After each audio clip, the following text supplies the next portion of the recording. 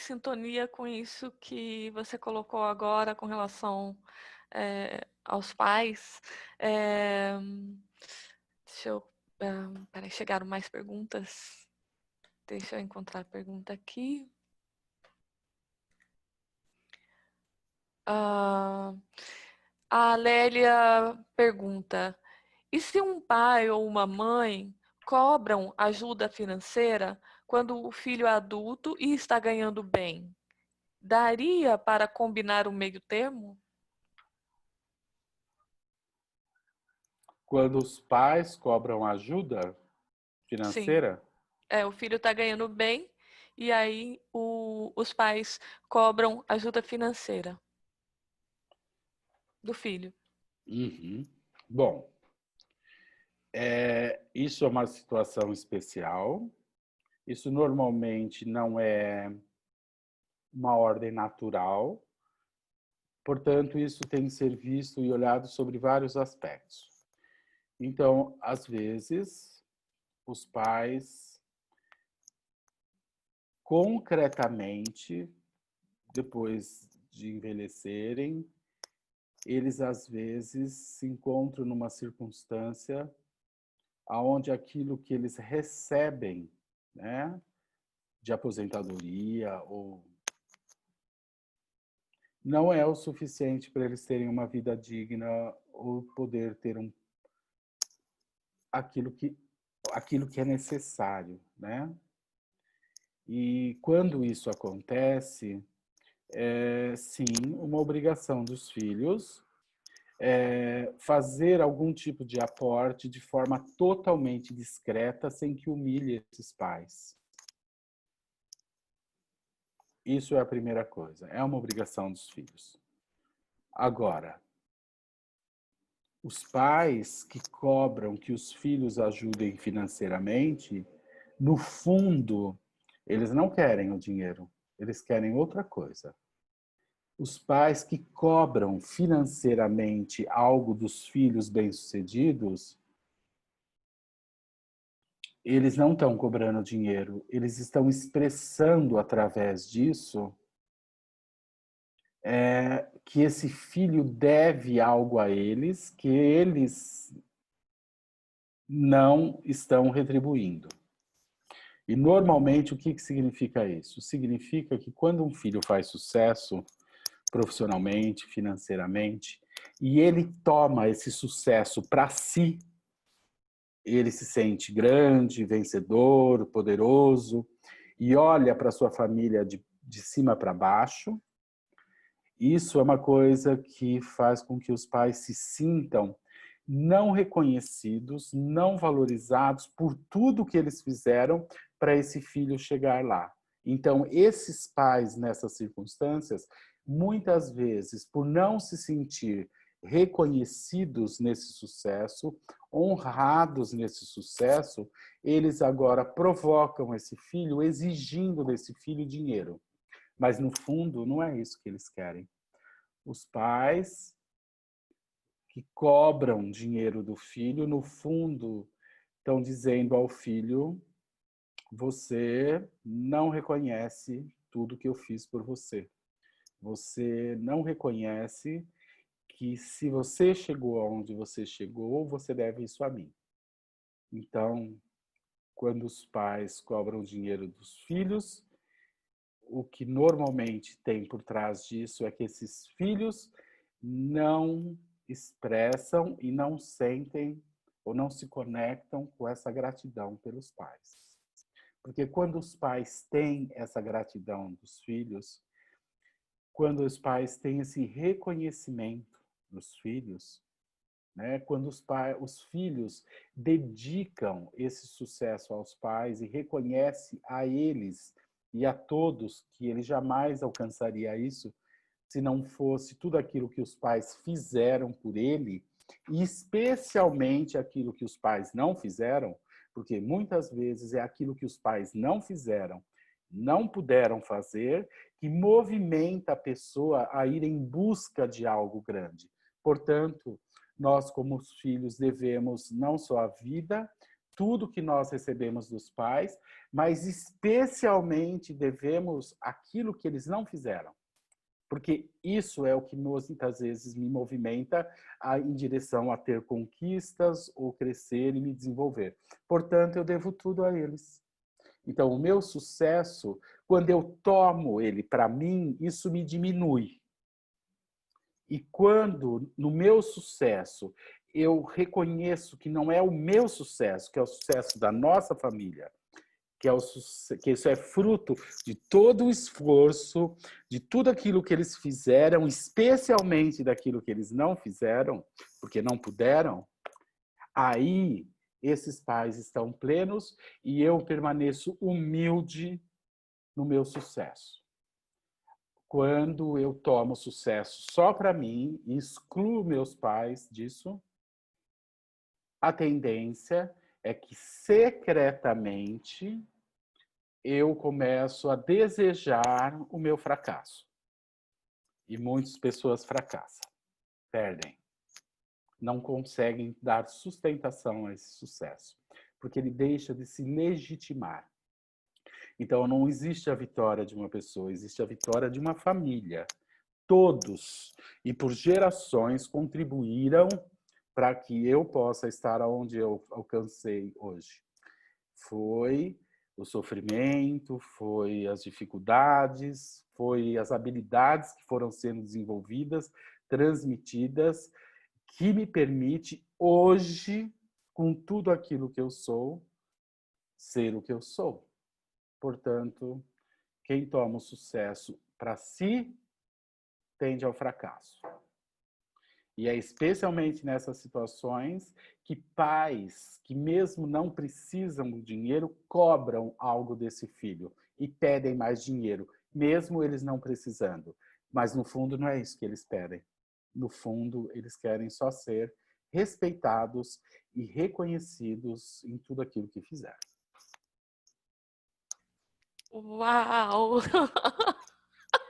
Eu tô muito emocionada e tá aqui no chat.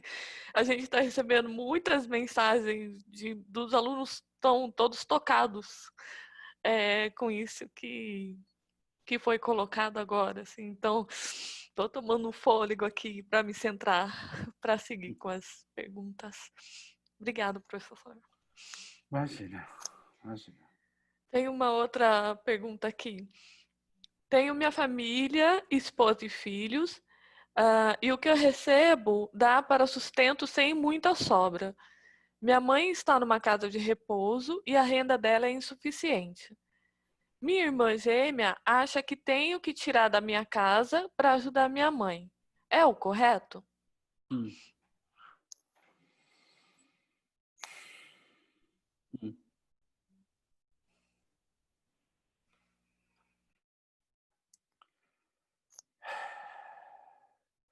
Pensar que muitas pessoas se encontram nessa situação no Brasil, né? Pensar que muitas pessoas têm que tomar decisões com valores limitados a que atender, né?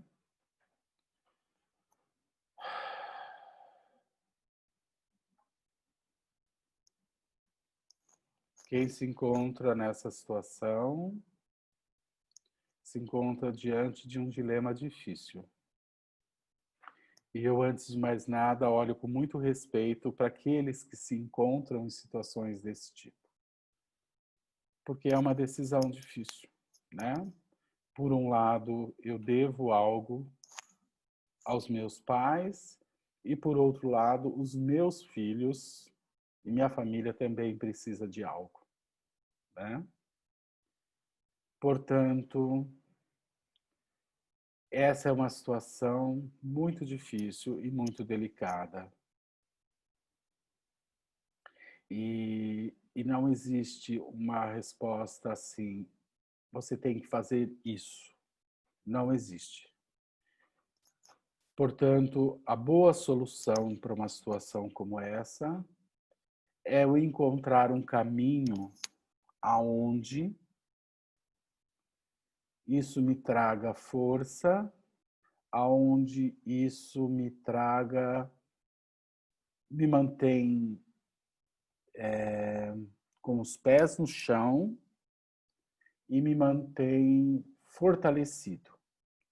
Então, provavelmente, numa circunstâncias como essa, eu vou ter que saber dizer determinados nãos, tanto para os pais, e numa circunstância como essa, eu vou ter que também saber dizer determinados nãos para os meus filhos, para encontrar um equilíbrio aonde eu possa fazer algo que está ao meu alcance por esses pais, mas de forma que isso não deixe de suprir necessidades básicas também dos meus filhos.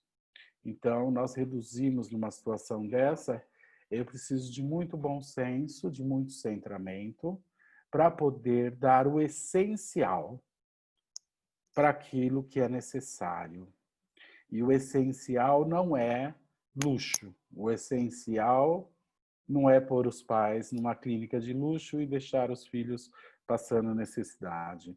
O essencial não é dar tudo que os filhos querem, o tênis novo, só porque não pode frustrar os filhos, e deixar a mãe passando por uma profunda necessidade. Portanto, muitas vezes, para encontrar algo que traga força para essa pessoa que tem que tomar essa decisão, é ela reduzir o seu olhar e ampliar, reduzir o seu desejo de satisfazer a todos, o seu ego, e olhar para algo muito maior que existe por trás disso, e aí sim ela tem a possibilidade de encontrar a resposta ou o ponto que é essencial. Ele tem que permanecer no essencial. Não é uma decisão fácil, mas se a pessoa está nessa situação, ele vai ter que aprender a dizer não. E esses nãos, por mais que frustrem o filho, ou às vezes até mesmo os pais, dentro desse limite, isso pode trazer muita força, né? Isso pode trazer muito aprendizado para essa pessoa.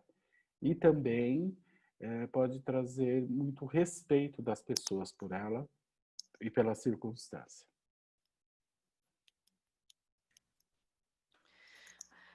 Ah, tem uma outra pergunta aqui. Como ajudar uma mãe idosa? A Cláudia que está perguntando. Como ajudar uma mãe idosa de 84 anos e que às vezes toma algumas atitudes que a prejudica, como, por exemplo, tomar remédios além das prescrições. Quero permanecer no papel de filha, não inverter a ordem, mas é necessário intervir.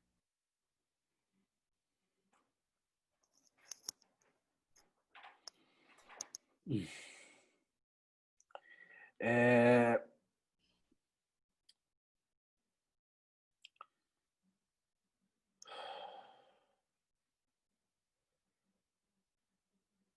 muitas pessoas com 84 anos, muitas pessoas com 90 anos, muitas pessoas com 100 anos sabem exatamente o que estão fazendo.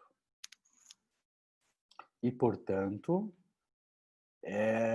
elas são responsáveis pela vida delas e eu não devo interferir. Então, isso não tem a ver com idade e sim com lucidez. Às vezes, uma pessoa com 84 anos, ou com 90 ou 100, ou às vezes até com 65, né? Ela perdeu ou perdeu as condições de ter clareza ou de ter noção sobre algo por doenças degenerativas, ou seja lá pelo que for. Então, nessa circunstância, um filho pode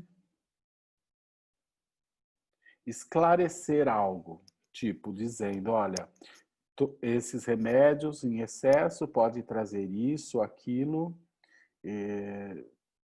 e explicar ou até mesmo informar sobre as consequências. Porém, depois ele deve se retirar e deixar que os pais assumam essa responsabilidade, porque afinal de contas é a vida deles. Portanto, eu não devo me sentir responsável pela vida dos meus pais quando eles têm condição e às vezes só precisam de um esclarecimento. Claro, depois que os pais perdem total noção, então agora esse filho deve e pode assumir esse comando, mas sempre internamente não se colocando como salvador, simplesmente assumindo a condução disso, dos remédios, mas só em circunstância quando eles não têm mais condição de lidar com isso. Se embora eles tenham um esclarecimento disso, eles insistem em fazer de outro jeito, tá certo. E se isso trouxer consequências ruins para eles, também tá certo, eles estão conscientes disso. É uma decisão.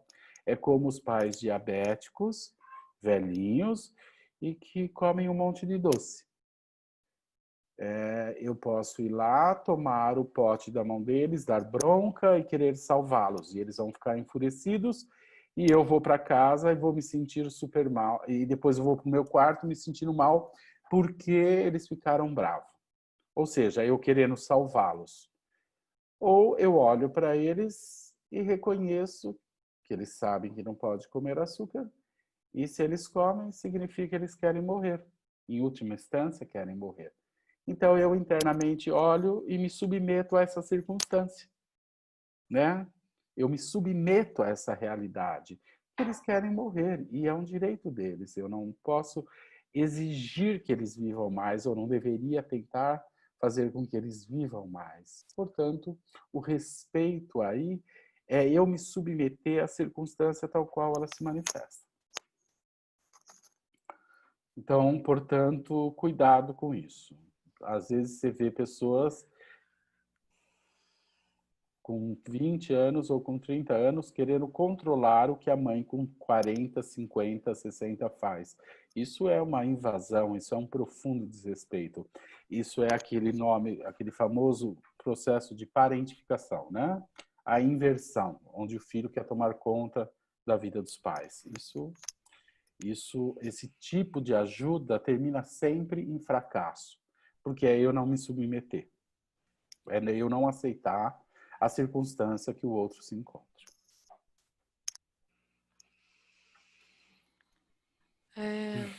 Antes de fazer a próxima pergunta, eu quero dar um recado rápido que tem algumas pessoas, alguns alunos que estão levantando a mão aqui no aplicativo, mas hoje nós vamos verificar as perguntas que estão sendo colocadas na seção Q&A, Q&A. Se você olhar no quadrinho ali embaixo, nessa seção, as perguntas que forem colocadas ali, elas serão consideradas para a aula de hoje. Só para esclarecer para quem entrou depois na aula. Tem uma pergunta aqui da Marcele. Ela coloca: sobre a segunda ordem, poderia falar sobre a diferença entre sentir pena da pessoa e ter empatia? Como ficam as questões das doações para ajudar aos necessitados? Sim. Quando eu tenho pena de alguém, eu estou enfraquecendo essa pessoa. O que significa isso? Quando eu olho com pena, significa eu sou grande e o outro olha onde está. Então, esse meu olhar enfraquece o outro. A gente sabe, hoje em dia, e já tá, a epigenética, que a Sophie tanto tem enfatizado e trazido como algo extremamente importante, que se casa e complementa e soma com a constelação familiar. A epigenética fala exatamente sobre isso. O meu olhar influencia o objeto que está sendo observado. Então, se eu olho para o outro com pena, eu estou conectando o outro, o meu olhar faz o outro se sentir forte ou fraco? Façam essa pergunta. Se alguém olha para você com pena, isso faz você se sentir forte ou fraco, capaz ou incapaz. Portanto, olhar com pena coloca o outro numa posição de enfraquecê-lo, de tirar dele dignidade. Ter empatia significa algo totalmente diferente. Eu me coloco ao lado do outro e me submeto àquela situação e permaneço com o outro nesse lugar, aonde eu apenas me coloco ao lado, sem julgamento, aonde eu olho para o outro, aceito a circunstância que o outro está, mesmo que eu não entenda. Eu simplesmente me coloco ao lado. Isso é ter empatia, né? Ter empatia é estar ao lado, sem dó, sabendo que o outro tem força e condição de suportar aquilo que ele está vivendo. Então, permanecer ao lado, nesse caso, é o que nós chamamos de empatia. E tinha mais uma parte, essa pergunta? Ela perguntava sobre a ajuda aos necessitados. Dentro disso, né? Como fica a ajuda aos necessitados? Então, De doações, né? Doações para os isso, necessitados. isso é maravilhoso. Essa pandemia trouxe algo maravilhoso, porque as pessoas estão descobrindo como vocês têm algo para dar, para oferecer, e como isso pode ser feito, inclusive de forma anônima, onde as pessoas que recebem não conhecem seus doadores e aonde aqueles que dão também não conhecem os seus receptores. Isso é uma situação maravilhosa, onde aquele que dá vivencia internamente essa sensação de plenitude, de poder compartilhar, seja fazendo algo, seja dando, ou seja organizando algo que gere coisas. Só que você não sabe quem recebe. E, portanto, é um movimento totalmente do coração. Essa necessidade global, onde muitas pessoas estão precisando de muitas coisas e muitas pessoas percebendo que podem dar ou fazer algo, está colocando o ser humano em contato com o amor, com a gratidão, está conectando o ser humano com essa necessidade essencial que é a troca. E a troca mais perfeita é essa troca onde nós damos algo e simplesmente compartilhamos algo, fazemos algo e não vemos os rostos. Essa é a troca mais legítima. Fazemos algo por amor. E aqueles que recebem ficam também muito agradecidos. E aquilo salva vidas. E aquilo ajuda, de fato, as pessoas nesse momento de exceção, nesse momento muito único. Então, isso é um dos grandes aprendizados que toda essa situação está trazendo para a humanidade. Então, as pessoas estão tendo essa oportunidade de encontrar e perceber que elas podem dar, estar a serviço sem precisar receber nada em troca. Isso está fazendo as empresas perceber que elas podem dar e contribuir com a sociedade, sendo que não tem um específico que agradece, mas é algo que ela dá, ela contribui e ela vai perceber a força e a importância daquilo que ela faz.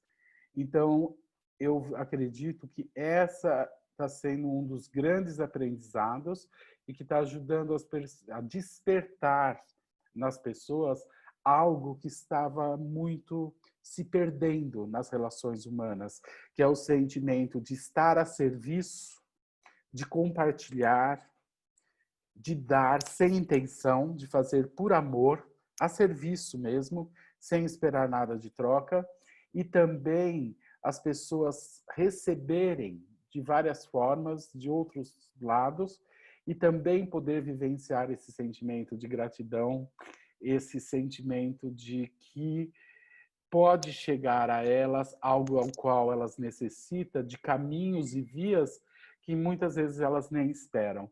Então eu vejo isso tudo como um movimento espiritual, onde nós resgatamos, ou pelo menos temos a oportunidade de resgatar nesse momento, questões, sentimentos e atitudes tão essenciais da vida. Portanto, esse é um momento de exceção e ele nos enriquece com todas essas vivências, experiências e aprendizado. Tem uma pergunta aqui da Gabriele. Ela pergunta, ela coloca, há uma inversão na ordem nos movimentos querendo salvar o planeta do Covid? Movimentos convocando as pessoas para doarem energia ao planeta, meditarem com a intenção de salvar o planeta. Quem somos nós para salvar o planeta? Nós não somos nada. Nós não somos nada. Muito provavelmente,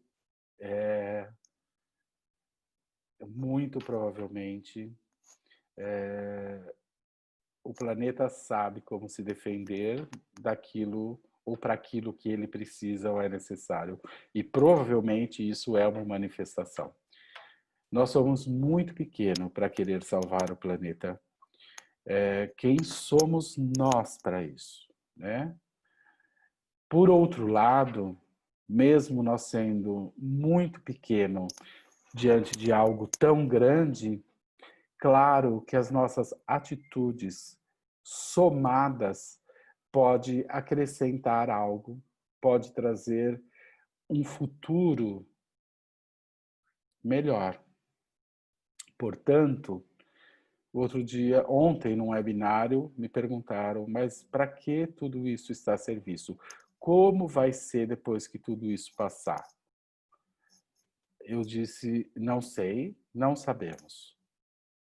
Mas talvez daqui a algum tempo, através de todas as mudanças que tudo isso vai trazer, aí talvez a gente consiga entender a serviço de que tudo isso está. Porém, o que vai ser depende da atitude de cada um hoje. Porque o que vai ser depois está sendo construído exatamente nesse momento. Portanto, se eu, nesse momento, lido com tudo isso com consciência, com centramento, com confiança, com respeito, eu provavelmente vou atravessar tudo isso e ter o presente ao qual tudo isso esteve a serviço. Se eu luto contra isso, se eu nego isso, se eu quero salvar, se eu me contraio, ou seja, se eu lido com tudo isso não de forma sábia, eu talvez saia dessa situação totalmente traumatizado, totalmente deprimido e com isso provavelmente não ganhei ou não tomei o presente ao qual tudo isso está a serviço. Portanto, a atitude que nós temos hoje individualmente, ela se soma com as atitudes de outras pessoas.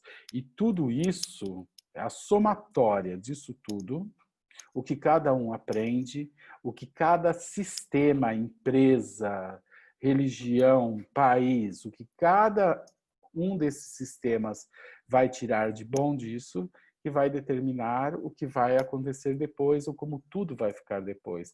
E nós provavelmente só vamos poder saber a que tudo isso estava a serviço depois de um tempo, talvez até depois de uns anos, onde a gente vai viver as consequências disso, as boas e as não tão boas. Eu sou um pouco otimista. Eu acho que o mundo vai ficar um pouco melhor, ou se não, bastante melhor. E as pessoas, através das pessoas e através de tudo isso que elas estão descobrindo, através de tudo isso que está sendo tocado nelas, por tudo isso que a circunstância exige, descobrindo a solidariedade, descobrindo o respeito, descobrindo, fazendo reflexões, curando suas questões, se tornando mais conscientes, descobrindo e vivenciando a gratidão, vivendo essa sensação de plenitude, de poder ajudar, de vivenciar o amor, de receber amor, de dar amor. Eu acredito que tudo vai ser lindo, eu acredito. É um presente. Aliás, tudo é um presente. E por que isso não seria? É lógico que é um presente. Muito lindo. Pri, acho Opa! que vamos ter que encerrar, né? Pois é, então, isso que eu ia colocar, que agora a gente tem só mais 3 minutos e isso que o professor colocou agora talvez tenha um pouco de relação com um comentário que uma aluna colocou, que na verdade foi um pedido, né? Que eu não sei se a gente tem tempo, mas ela pediu aqui para que o professor comentasse sobre a comunidade de destino, da qual fala a Hellinger, e a crise que nós estamos vivendo agora. Nesse momento, essa comunidade de destino, ela se amplia para a dimensão mundial. É lógico que isso pode ser, a comunidade de destino são pessoas que estão unidas por algo que as toca e as movimentam numa inter-relação. Nesse momento, a comunidade de destino o mundo inteiro é uma comunidade de destino, porque todos nós estamos movidos por uma força única e que toca não só os indivíduos, tocam os sistemas, tocam as empresas, tocam a saúde, tocam os países, toca todas as dimensões. Portanto, a comunidade de destino numa circunstância como essa é o planeta, não só o ser humano, mas todos os sistemas. Todos nós estamos envolvidos nisso e todos nós atuamos nisso. E tudo isso atua em nós. Portanto, isso é uma comunidade de destino. Agora, de uma forma muito ampla, de uma forma muito profunda. É isso aí, gente. Pri, Eu acho que é isso, né? Já são 7h59. Já deu nosso horário. Olha, cada dia mais, o que eu posso falar só com essa última fala do professor e tudo que está acontecendo? Eu acho que o grande presente que isso nos trouxe foi isso aqui, essa convivência. Realmente é um presente que os professores estão dando para os alunos, esses ensinamentos todos. É um presente, a Mimansa está aqui com a gente de novo, acompanhando todas as aulas, maravilhosa. É um presente tudo isso. Eu acho que é um novo mundo que está sendo visto aí, sendo criado. E eu sempre falo que por trás da crise sempre aparece ou vem uma oportunidade, mas é da maneira que a gente lida com ela. A gente tem que encarar que tipo que tá aí, e aí cada um vai viver do seu jeito. Mas, olha, um grande presente, como eu falei no início, a gente abriu essas aulas dessa semana em decorrência, inclusive, do Dia das Mães, no domingo. Para todas as mães, um excelente Dia das Mães. Esse é o nosso presente para vocês, mais ensinamento. Todos os vídeos estão disponíveis, abertos no YouTube, Hellinger Multi. Vai lá, se inscreve, compartilha e todo esse conteúdo está 100% à disposição. E o grande presente da noite é que no dia 20 de maio nós vamos ter uma nova aula com Mimansa Farni. Então, multipliquem, participem, partilhem. É realmente uma honra ter Mimansa dentro desse projeto e um grande exemplo que não tem limite para nada. É um grande exemplo. Muita gente aí reclama que não recebeu e-mail, que caiu a internet, que não sei o quê, que nada funciona. E aí, gente, a gente está vencendo essas barreiras. Então, esses encontros assim tão maravilhosos, cada dia melhor. E o que eu posso dizer é realmente muito obrigado, Renato, muito obrigado, Pri, pelo trabalho, Muito obrigado a toda a equipe da Inovare. E a gente vai continuar com esses encontros até quando Deus permitir e quando a gente ainda não puder nos encontrar ao vivo. Então, esse é o presente que a Hellinger está dando para vocês, que a Inovare, que os professores estão dando e que, tipo, está tendo um resultado maravilhoso. E eu acredito que um mundo novo vai vir por aí, com certeza. Essa parte da tecnologia a gente está aprendendo, com certeza.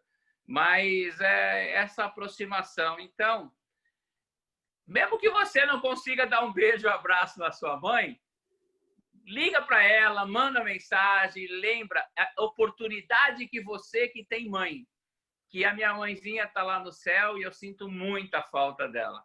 Então, em homenagem e honra a todas as mães daqui, realmente uma excelente semana. Amanhã nos encontramos no Direito Sistêmico. Daqui a pouquinho o curso com a professora Isabela Oliveira.